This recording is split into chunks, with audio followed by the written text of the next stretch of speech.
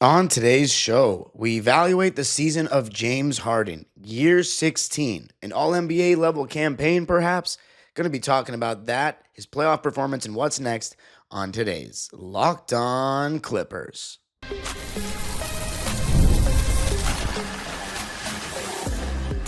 You are Locked On Clippers, your daily Los Angeles Clippers podcast, part of the Locked On Podcast Network, your team every day. Yes, sir. You were locking in with the Clips. Thank you for making Locked On Clippers the first listen of your day, your team every day. I'm your host, Darian Vaziri, born and raised in LA. Just finished my 20th season as a Clipper fan. Been covering the team for 5 years on my own YouTube channel, Dime Dropper, and 3 years right here on the Locked On Podcast Network, your team every day. Make sure you subscribe on YouTube and listen wherever you get your podcasts. On today's episode, we're going to be evaluating the season of James Harden, year 16 for the combo guard out of Arizona State. Of course, he's really been a point guard for the last 9 NBA seasons. And I'm going to be talking about what he showed in the regular season with his floor-raising ability. Was he a playoff dropper like his reputation suggests?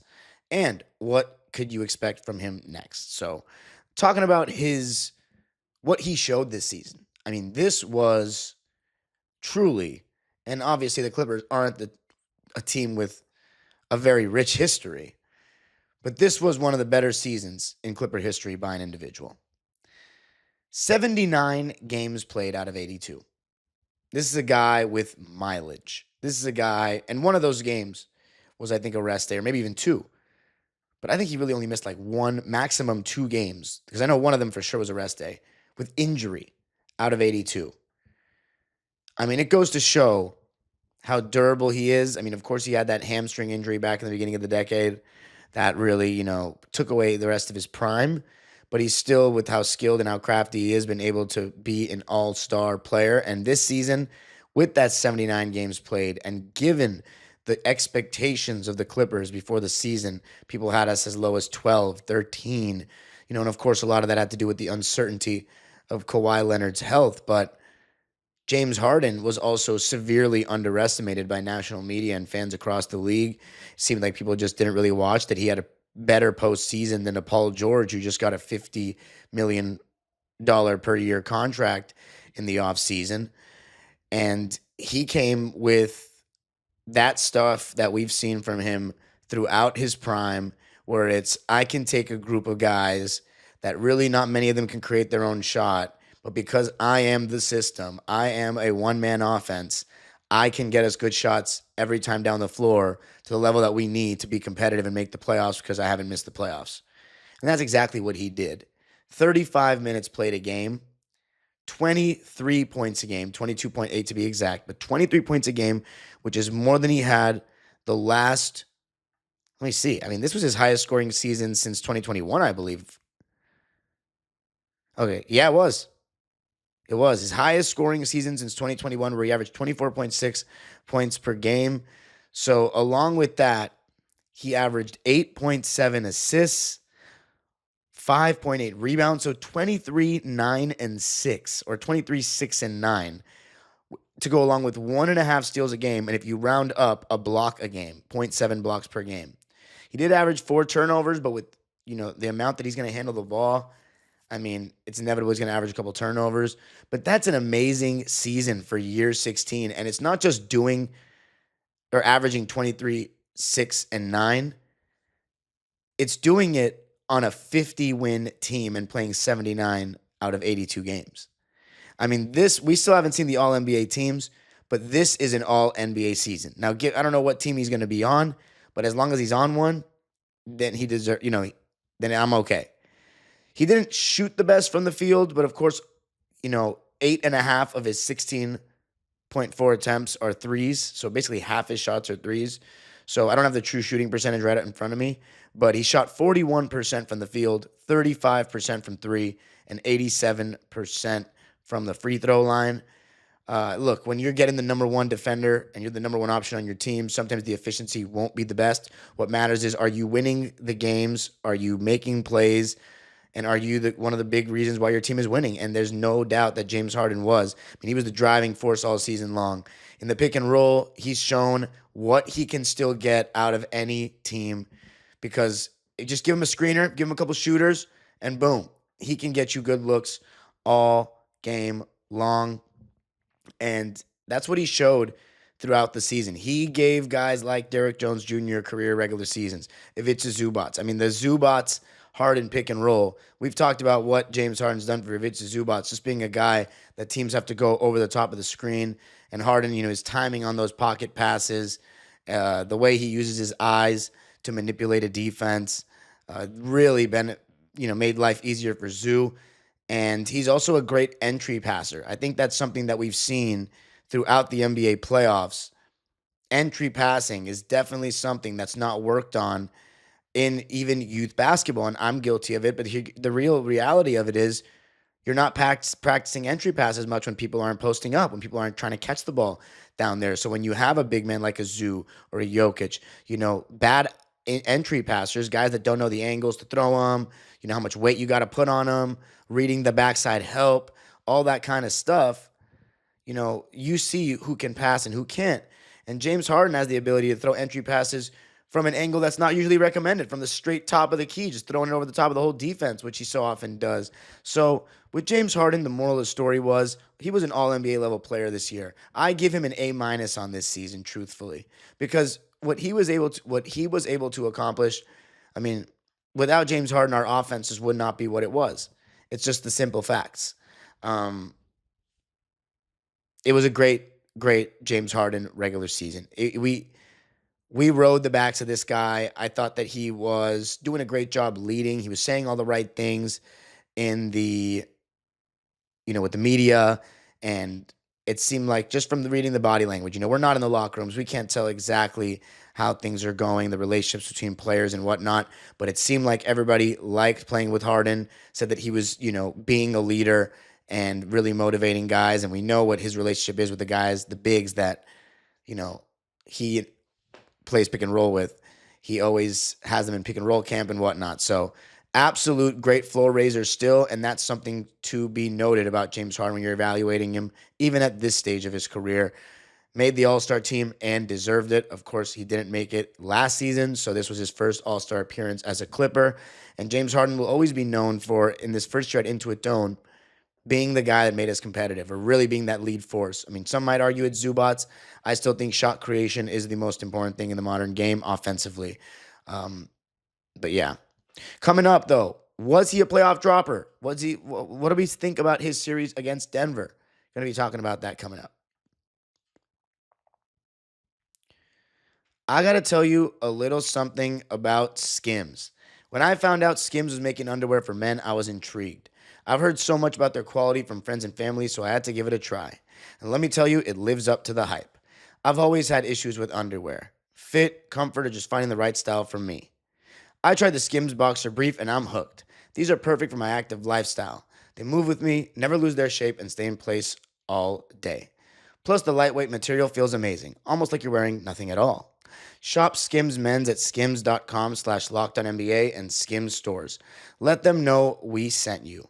After you place your order, select podcast in the survey and select our show in the drop-down menu that follows. Skims is the official underwear partner of the NBA, WNBA, and USA basketball.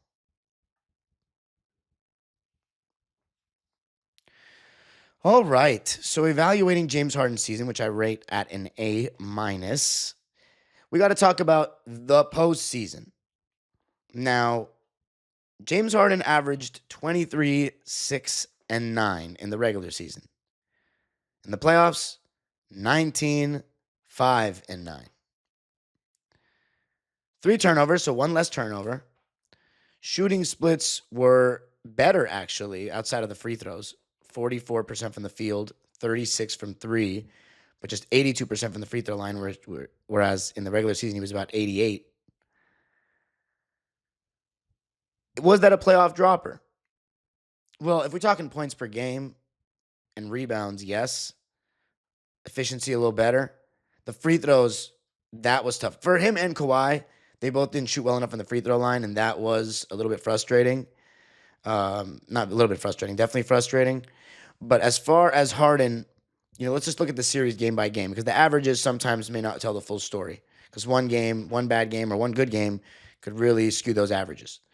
First game, James Harden was really good in my opinion. That was the one where Kawhi Leonard wasn't good enough, but I thought James Harden in that first game came out ready to play. The thing is, we said before the series that this was going to be a James Harden series, I said that he would have the biggest advantage offensively one-on-one with this pick and roll. And the amount of guys like couldn't guard him, like Jamal Murray. And we saw in that first game, he was going right at Jamal Murray, getting us good looks in that pick and roll every single time. We just could not close it that time. And in the second game, I thought he was still pretty good. Not as good as game one, but he was still pretty good. It was the Kawhi game, of course, but Harden gave us 18 points and 7 assists to go along with a steal and 2 blocks. Thought he was no free throw attempts that game is insane. But I thought he was solid. We don't win that game without a James Harden. His defense was pretty decent in that game as well. So far, so good those first 2 games. Third game, thought he was really good, honestly. 20 points, 6 rebounds, 9 assists, almost on his season average. 6 for 14 from the field, 3 for 8 from 3, and 5 for 6 from the foul line. 2-1 series lead. I said first 3 games. In the moment, I said first 3 games, James Harden balling. No playoff dropper, no nothing. Game 4, this one wasn't great. We got 15 points, 4 rebounds, 11 assists. He did have 2 steals and 2 blocks, but he turned the ball over 4 times. He was 5 for 11 from the field, which honestly felt like a lack of aggression. Zoo and Norm both shot more times than him. They were leaving Chris Dunn open a lot, though. This was the game where they were really leaving Chris Dunn open. So part of it's just the game flow, but he played 43 minutes. And it just felt as though he didn't have that downhill urgency, that let's attack Jamal Murray every time urgency, till the fourth quarter, really. And you started to see him get downhill more in that fourth quarter. So, obviously, fine margins when we lost that game. He wasn't necessarily bad, but he wasn't good enough. And I said the same about Kawhi. We needed more urgency from them in the sense that, if we go up 3-1, we essentially have this series. But we didn't get that urgency. We got that urgency from Denver. We didn't get that from us. And it starts with the stars, in my opinion. Regardless of Chris Dunn shooting 1 for 9 from the field. He played 21 minutes. There's another 27 minutes out there. So with James, I think that game he could have been a little better. And then in game 5, he was no good at all. We were kind of due for a potential Harden stinker, but given that we lost game 4, we needed a pretty solid performance in game 5. And 3 for 9, 11 points, 5 assists, 4 turnovers. Did have 8 rebounds, but that wasn't going to do it. And he didn't even shoot well from the free throw line. He was 5 for 8.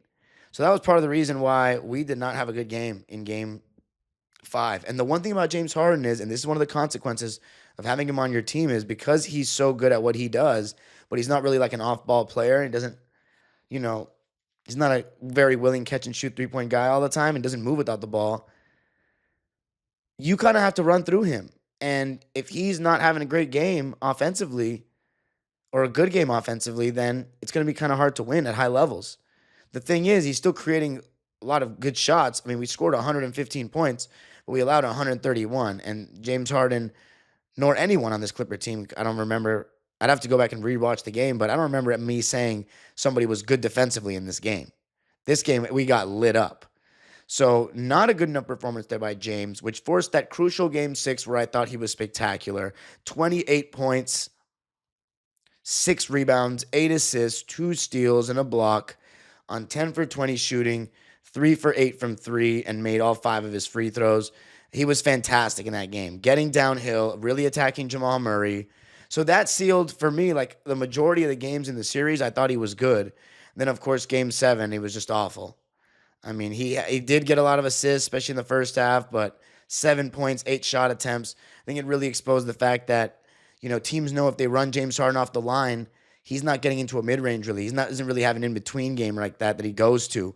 So when he starts all his moves behind the three-point line, looking for that step-back 3, and you are, kind of shading that step-back 3, forcing him to drive, you send the help, he's going to make the pass to the shooter that you want. So you got to make sure that you have all bunch of good shooters on the court, but you never know when they can go cold, which James Harden knows as well as anyone that can happen to his role players. That's why guys that are able to get a lot of shots off are very valuable come playoff time. Because even if you're not the most efficient, you're still the one getting it off. You're the best player. That's what you want.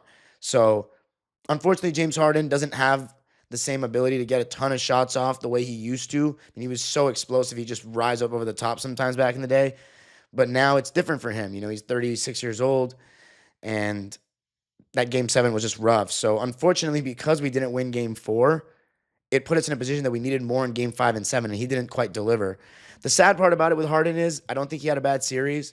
I think he had a decent series, but I'm not going to say good because we didn't win, and there were games that we needed him, and he didn't really bring enough, but he was still decent. Like, I'm not going to get – it's not all Harden's fault, which a lot of the Kawhi stans are going that route. I can't say it's all one person's fault. That's just not how it works in a 7-game series. But I will say that him not talking to the media was terrible, after the game, after the series, after the long season that we've had, the fans, people, it's part of the contract, man. At least, I thought. I don't know if it's part of the contract, but whatever. I saw Tracy McGrady cry, man, when I was a kid. That means something to me. He should have been able to get up there and talk after the season that he had. A great season, by the way. So that was disappointing. It just showed a little bit of that, I don't want to use any crazy words, but it wasn't professional. It wasn't professional. It wasn't a great look from a guy that's been your leader all season long. I know you're frustrated, but come on, man. You just had a stinker. Like, you can't just leave. But he did. And so is he a playoff dropper? Here's the thing about Harden. The playoff dropper stuff is exaggerated. People don't give him enough credit for all the series that he's been great. I've said that I don't think he's going to win a championship, because the way he plays, there's a way that teams can get the ball out of his hands or get him to take the shots that they want. And time after time, sometimes it's hard to get the best out of everyone when the ball's in one hand's guys so much. And I think that can be a little difficult. So, and especially because you need to build a team of shooters and defenders around him because he's going to have the ball in his hands and he's not the best defender. So it's tough to win, championships that way. But he's still fantastic at what he does. And yeah, so overall, is he a playoff dropper? Did he have a bad series? No, and I don't think he did. But was it good enough? Not quite. And you definitely can criticize him for it. Coming up, though, what's next for James Harden in year 17?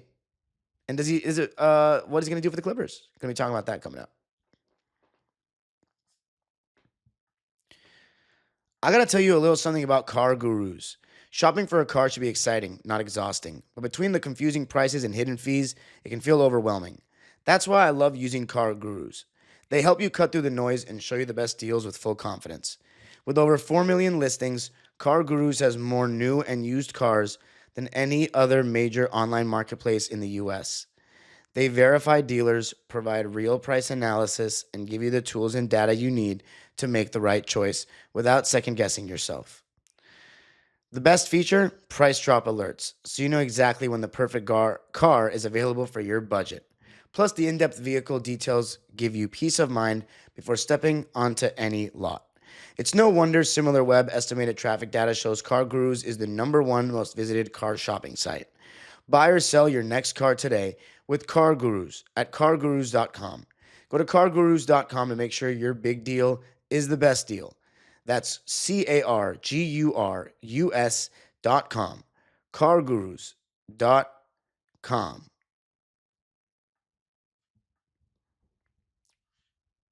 All right, so James Harden heading into year 17. Well, he has a player option.